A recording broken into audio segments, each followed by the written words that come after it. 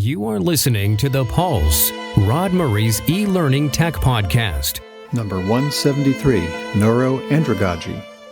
Presentation by Kristen Betts.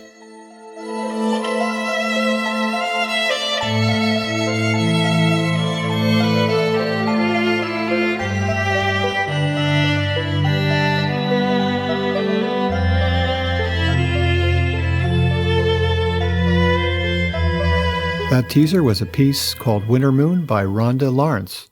It's from the New Age viola album Winter Moon.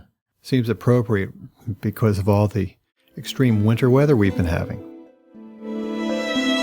This podcast is sponsored by Inside Higher Ed, the online source for news, opinion, and jobs for all of higher education. I also invite you to follow me on Twitter. My handle is RodsPods. As always, I post links to all of the things we talk about on my show notes at www.rodspulsepodcast.com. Before we get started on the main topic today, I wanted to give a plug for the U Sciences eLearning 3.0 conference, which is being held this May 14th, 2019. We're in the midst of call for presenters, so if you would like to present at this conference, this year the conference theme is the future of learning platforms. In fact, we have a great speaker. Our keynote presenter will be Phil Hill, who will be presenting on the future of e-learning platforms. So, of course, I'll have a link in my show notes, but please check it out. The site is usciences.edu/e-learning-conference. So I have a very special presentation for you this month. I'm very happy to be able to share with you a keynote talk from our recent PADLA annual conference and Expo. The keynote was by Dr. Kristen Betts, and it's called Neuro-Andragogy, the Science and Art of Changing the Brain. Kristen is a clinical professor at Drexel University School of Education. She discusses neuroplasticity, metacognition, functional fixedness, andragogy, neurodiversity, universal design for learning, differentiated instruction, and neuro-andragogy. So that discussion was a great background for illustrating how she uses these techniques in teaching her own courses. Drexel University's Conquer Collaborative is very interesting, and I'll have a link to that on my show notes. They're using a technology called FNIR, Functional Near-Infrared Spectroscopy, which is an optical brain imaging technique that enables continuous, non-invasive, and portable monitoring of changes in cerebral oxygenation related to learning. So without further ado, here's my full recording of Dr. Betts' presentation. I'm Dr. Kristen Betts, and I would like to welcome you to this presentation on Neuro-Andragogy, the science and art of changing the brain. I am a clinical professor in the School of Education at Drexel University in Philadelphia, Pennsylvania. This slide provides information about my professional background, as well as research areas of interest. If you would like, at the end of this presentation, you can go back and review the information on this slide. We'll begin the presentation by looking at neuroplasticity. We'll then go through a series of important topics, and the presentation will culminate by focusing on neuro-andragogy. We'll start with the book NeuroTeach. The very first statement in this book says teachers are brain changers. So this brings about two questions. How do we know this? And why is this important? Well, we'll look at it through the lens of science.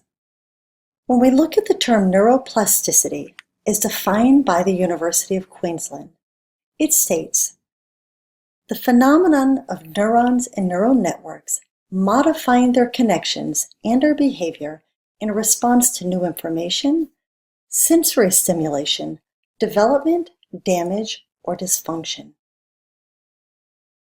There's a wonderful video on YouTube in which Dr. Laura Boyd talks about neuroplasticity. She is with the University of British Columbia, and at the end of this presentation, you're encouraged as homework to go back and watch this video in full. What we know about the brain is changing at a breathtaking pace. And much of what we thought we knew and understood about the brain turns out to be not true or incomplete. Now, some of these misconceptions are more obvious than others. For example, we used to think that after childhood, the brain really could not change. And it turns out that nothing could be farther from the truth. Another misconception about the brain is that you only use parts of it at any given time and it's silent when you do nothing. Well, this is also untrue. It turns out that even when you're at rest and thinking of nothing, your brain is highly active. So it's been advances in technology such as MRI has allowed us to make these and many other important discoveries. And perhaps the most exciting, the most interesting and transformative of these discoveries is that every time you learn a new fact or skill, you change your brain. So we'll now look at neuroplasticity through another lens. Dr. Michael Valenzuela, who is with the University of Sydney, shares information as well about neuroplasticity. Again, for homework, you have the option of going back and watching this video in full. Neuroplasticity refers to all those complex changes that occur in the brain in response to a big change out there in the real world. So for example, if we're to start learning yoga for the first time, or drive a car, or a new language, all of that leads to a cascade of changes in the brain, starting at the molecular level, going up to changes between cells, or even chunks of the brain communicating with other chunks of the brain in a new and more efficient way. So as we look at the definitions that have been provided, as well as how neuroplasticity has been described, we know that your brain changes every time you learn a new fact or skill, and in response to a change in the real world or a new experience. Therefore, as educators, we need to look at our courses, not simply as courses and lesson plans, but we need to look at the dynamic learning environments we are developing and look at the series of experiences we are creating for our students in our classrooms across all modalities. We know through practice that we are actually able to change the brain. So as you'll see here, it's through neural pathways and through practice that we're able to create these synapses and these eureka moments where students are not only learning, but they're able to apply what they're learning across real-world contexts. One of the most critical aspects of learning is metacognition. How do we help students become aware of their own selves in terms of being a thinker and a learner? So this critical awareness goes down to understanding the lessons, the outcomes, and how they can transfer learning as they're introduced to new content, new skills, and engaged in new experiences. As educators, we need to think about how we're approaching our classrooms, our course design. So we need to think about what are we doing in terms of instruction and course design? How are we approaching learning and transfer of learning in our courses, again, through course development and instruction? And do we have any blind spots? Are we experiencing functional fixedness? When we look at functional fixedness, and it's easy to look at this through the lens of students coming into the classroom who may have prior learning in a certain area, they may have certain deficits because of academic experiences that perhaps they have not been exposed to. So they're coming into the classes eager to learn, but sometimes this comes with cognitive bias. But we need to look at ourselves in terms of metacognition and identify our areas of strength, as well as our own tendency to possibly use the same applications, the same practices, the same strategies. So again, we need to look at ourselves as practitioners. So from a student perspective, looking at blindness to alternate functions, as McCaffrey talks about functional fixedness being a classical inhibitor to problem solving. What are we doing as instructors and instructional designers or professional development administrators to really address this?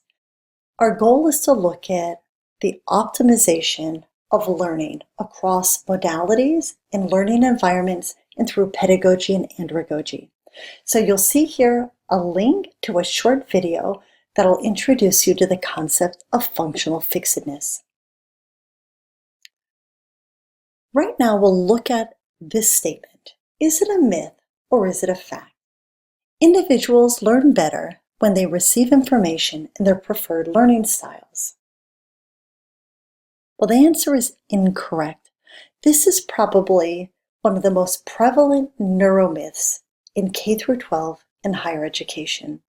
We do know that students have preferred learning styles. They may have a preference, but if we teach to preferred learning styles, we create almost a fixed mindset where we're not exposing students to different modalities of learning.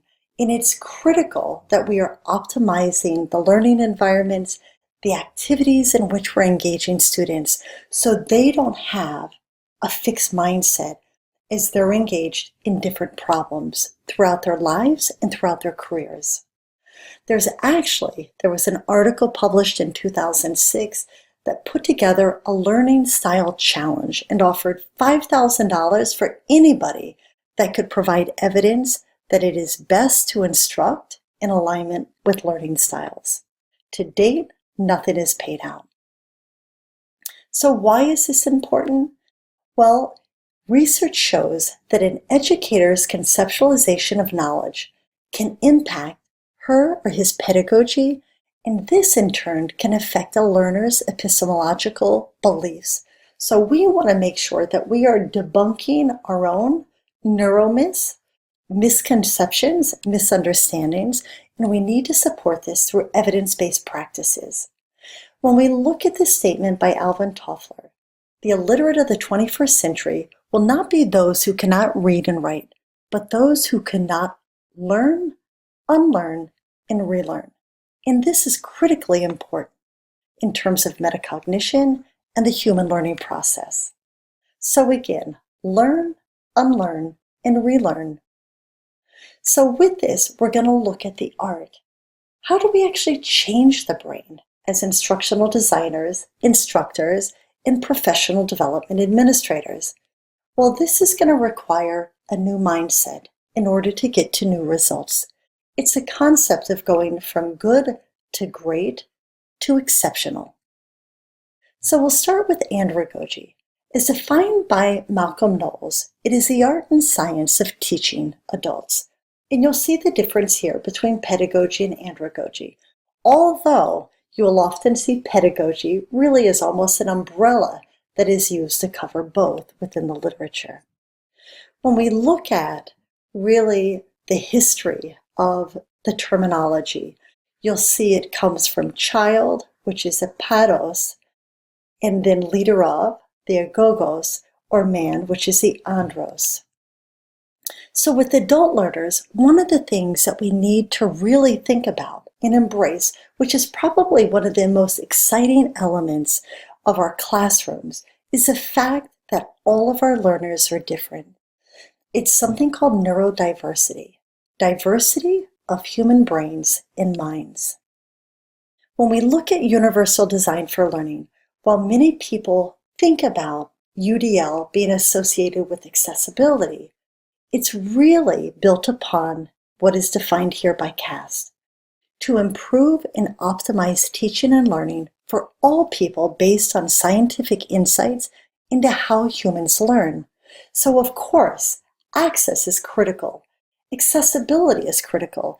If you look at any of the research by Tom Toblin, you'll see this critical, important aspect of access. But really, when we drill down, how humans learn. When we look at differentiated instruction, we aren't looking at creating different lesson plans or individualized assignments based on learners or even learning styles. What we're looking at is differentiated instruction, understanding that within our classrooms, we have diverse learners. Each student is unique in terms of the experiences that they bring, in terms of the knowledge and where they are at that point in the classroom, very much like Vygotsky's work on zone of proximal development. So we want to make sure that we develop assignments where we do integrate in choice. So if there's a project, if we can integrate in choice, we have the opportunity for students to deconstruct and reconstruct learning, knowledge, skills, and experiences that align with what is familiar with them in terms of interest, relevance, which is going to support transfer of learning across real-world contexts. Again, looking at UDL, we're looking at multiple means of engagement, representation, and action and expression, which is really the why, the what, and the how. I'm going to share just a couple of examples of before and after assignments or ways that we've approached learning within our program, the EDD program at Drexel University. EDUC 815 is a course that looks at advanced writing within a doctoral program. Students are coming in. When we look at this course in terms of differentiated instruction, students have a choice of topics. They're able to actually not simply identify a topic, but it has to align with real-world problems that they're going to be researching and investigating. And there has to be relevance, current or their future position. So where students are right now and where they plan to go. Originally, this assignment simply focused on identifying a research topic. Now we've aligned it with choice, interest, and relevance. The final paper is also scaffolded. Originally, the assignment was due at the end of the 10 weeks, and the paper is 15 to 20 pages long. The challenge is students would work on this paper throughout the 10 weeks, submit it at the end, and they would get feedback in week 10. Well, by then the course was over, and they weren't able to actually integrate in the feedback, which is so important to learning, unlearning, relearning. It's critical for metacognition, reflection, and actually reapplying what you've learned or relearned. So we actually took the paper and broke it into 3 assignments. So again, looking at the assignment, not simply as one paper, but multiple papers, and then we completely transformed our discussion boards. So students were engaged with elements of a written paper, but through multiple modalities. Again, multiple means. We engaged them in individual work, peer work, and we really focus on creativity and how to align that with writing. So again, we took apart these pieces, the deconstruction for the construction and reconstruction. So we're looking at constructivism and social constructivism. We're also looking at transformative learning, providing students with that challenge, that dilemma, or that cognitive conflict to approach an assignment through a different lens, addressing that functional fixedness. So again, when we look at multiple means and we look at practice and feedback, much like going into, let's say, the woods, if there is no path, you can walk that path the first time and you may be able to see something. You walk it again a second, a third, a fourth, a fifth time, but it's through practice, just like we talked about, learning, unlearning, and relearning, engagement, representation, action, and expression, that we're able to create these neural pathways, these dynamic networks where learning is taking place and we are actually physically changing the brain. And it is through practice and feedback that this occurs.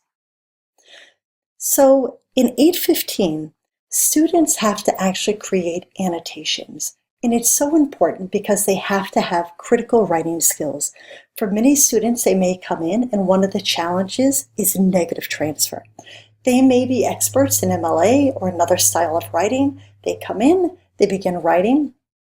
APA is what we use in the program. So while they're transferring these skills very easily, unfortunately, it's not APA. So we have an assignment in the week 2 discussion board. They have to post 2 sets of annotations. Now this assignment actually aligns perfectly with what is due in week 5, which is 15 completed annotations. So in the discussion board, they have to post 2 annotations, and that week is focused on helping your peers post perfect annotations. So as students post, they have to go in and review the posts of their peers and identify where their peers may need additional modifications. So again, or corrections, the enhancing or that unlearning and relearning. There is a specific set in terms of word count for the summary, the assessment, and the reflection. They also have a certain protocol that they must follow. So as they go through, they help their peers identify changes that they need to make. They then go back and even make changes to their own posts. By the end of that week, I go in, I make additional recommendations for change, and they get graded on their final post, which is a culmination of all of the updates that they've made. In the online environment, while we may not have the opportunity to walk around the classroom, the discussion boards provide an incredible opportunity to walk around that classroom, see what students are working on, just as you would in a classroom, and provide very structured and intentional feedback, customized for that student, that peers are also able to benefit from. So the discussion board then provides that opportunity for practice and space learning as they prepare for that week 5 assignment. We also have taken and completely transformed what used to be looking at an outline. We would ask students to provide a text outline of what they see as their research streams.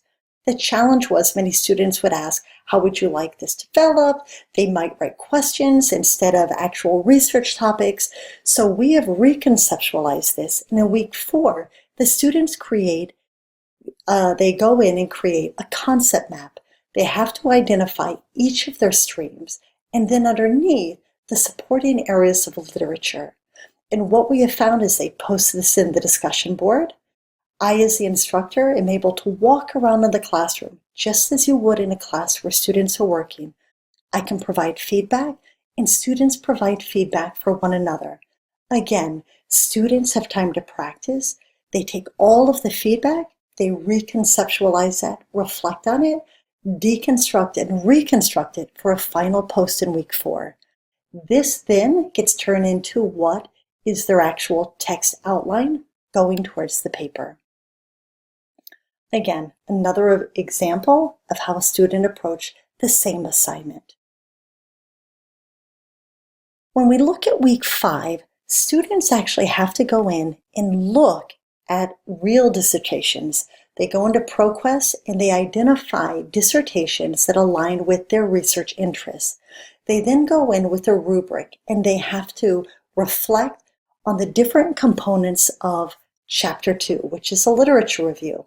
Not only do they go through and really kind of review with this rubric, but they have to go into VoiceThread and provide to their peers, because they're assigned to a group where students are involved in similar research, and they have to walk their peers through their review of these different dissertations and identify their strengths or areas that they've identified that they want to make sure they're either providing more context or more information. Again, the opportunity to reflect, look at real-world practice, and then apply this as they move forward. What we've done is we've made sure that the rubric that they're working with is part of their upcoming review and a future submission as well. The students pull together their papers through PADLA. So instead of simply having them write their papers, in weeks 6 and 7, within their groups where they're working in shared areas of research where they have commonalities with research interests, they are actually breaking down what will become their paper. They have to introduce their research topic.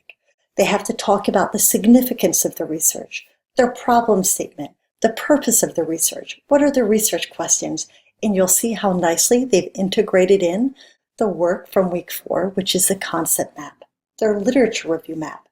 So they work for 2 weeks and they provide each other with feedback in terms of the writing within each of these sections.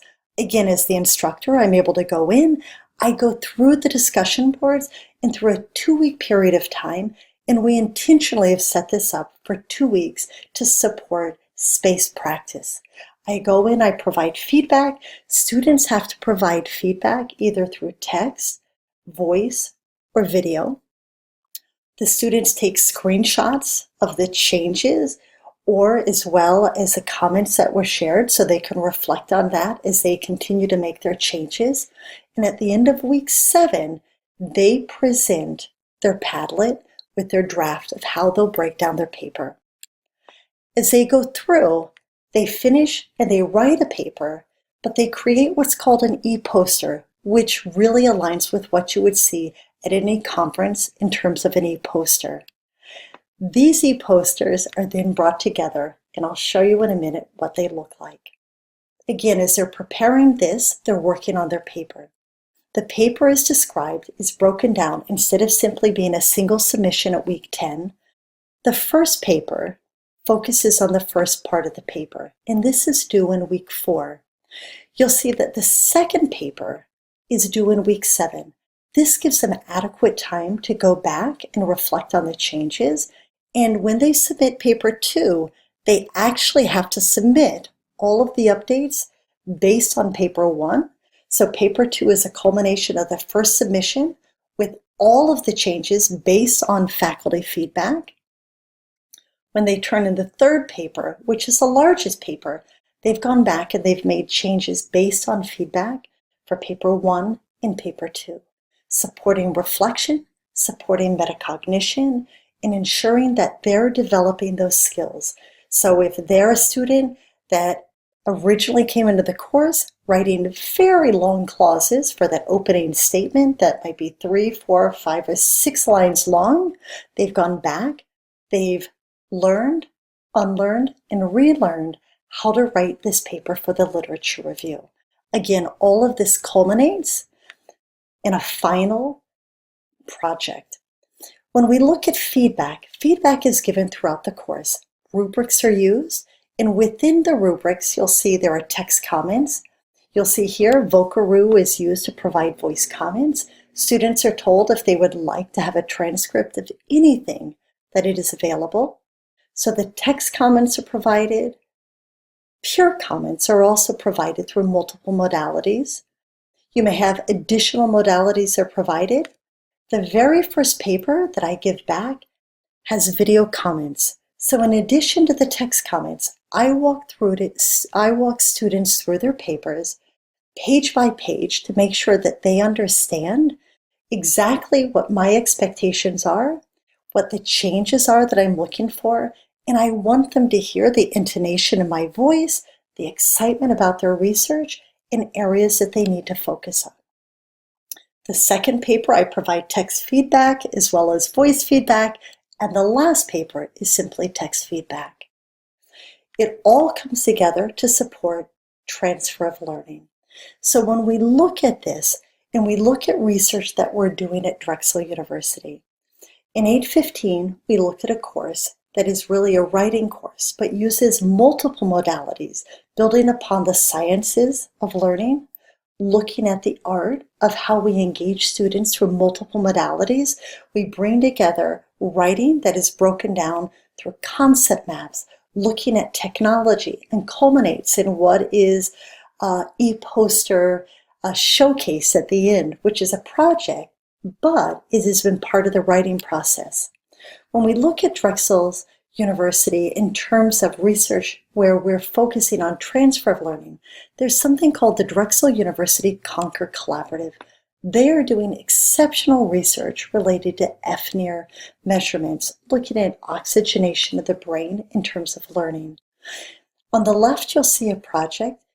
One of my PhD students that I'm working with right now has developed a video application. Students are going in, and she's actually looking at transfer of learning. The students complete a series of activities, and we're going back and looking at these measurements. You'll also see here, we are working on a transdisciplinary project at Drexel University. It involves the School of Education, Biomedical Engineering, the College of Nursing and Health Professions, and also Media Arts and Design. And we have taken a paper-based assessment, which is a Purdue assessment looking at spatial visualization. And we actually took all of the incoming biomedical engineering students, and we did a number of assessments in fall of 2017, looking at non-cognitive factors, and we did a reassessment in spring of 2018. We also did the assessment in the fall with the Purdue Spatial Visualization Assessment, which is a paper-based test, and then we did it again in the spring. However, we created an intervention. We took this paper-based assessment and turned it into an immersive virtual reality application. So you'll see me here with the immersive virtual reality headset on and also with the FNIR device. And this is what we created. We had students come in and they actually went through this presentation or through the application, and they were able to pick up what was on the paper-based test and look at each of the blocks from a three-dimensional perspective. So they came in through a series of weeks and they practiced with this. So we're actually doing comparative research looking at students who are part of a control and weren't engaged in the immersive virtual reality application compared to the students that were. What is the impact in terms of the Purdue assessment? Did it increase performance? And how did this affect the non-cognitive factors as well? So when we look at Neuro-Andragogy, we're actually looking at, again, bringing together the science and the art of how we develop our learning environments and how we develop pedagogy or andragogy in terms of teaching. So it's informing instruction with advancements in neuroplasticity, building upon really that intersection of the neurosciences, psychology, education, and then also trying to disrupt functional fixedness, focusing on metacognition, being very intentional. How do we scaffold in practice? How do we integrate spacing so students have time to practice, put it down, reflect, and go back? How do we look at UDL in terms of multiple means of engagement? What are we doing in terms of feedback? How are we providing feedback in terms of peer feedback, instructor feedback, and even working with students so they're able to review their own materials in terms of self-reflection? And then lastly, looking at how do we customize learning, really almost adaptive learning, looking at neurodiversity and differentiated instruction. And lastly, but most important, how do we bring curricula to life in our classrooms across all modalities to support real-world transfer across multiple contexts? There's a number of wonderful books that you'll see, starting with James Zoll, The Art of Changing the Brain, all the way through a new book coming out in 2019, looking at the 5 pillars of the mind. As we conclude this presentation, we need to really embrace and be excited about the current and emerging research that is out there within the learning sciences, and really focus on the fact that educators are brain changers. From instructors to instructional designers to administrators, we have the amazing opportunity to create these dynamic learning environments and to create these learning experiences that are changing lives and changing brains. Thank you so much for being a part of this presentation, and if you have any questions, please reach out to me by email. So that's it for this month. So don't forget to stay tuned for the full song Winter Moon by Rhonda Lorence. Until next time, have a great week.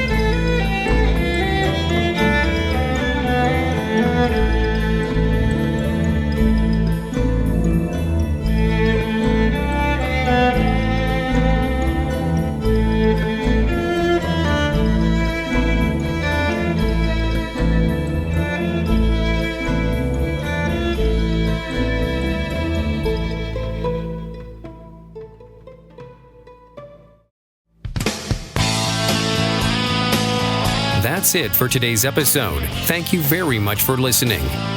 Don't forget to give Rod feedback.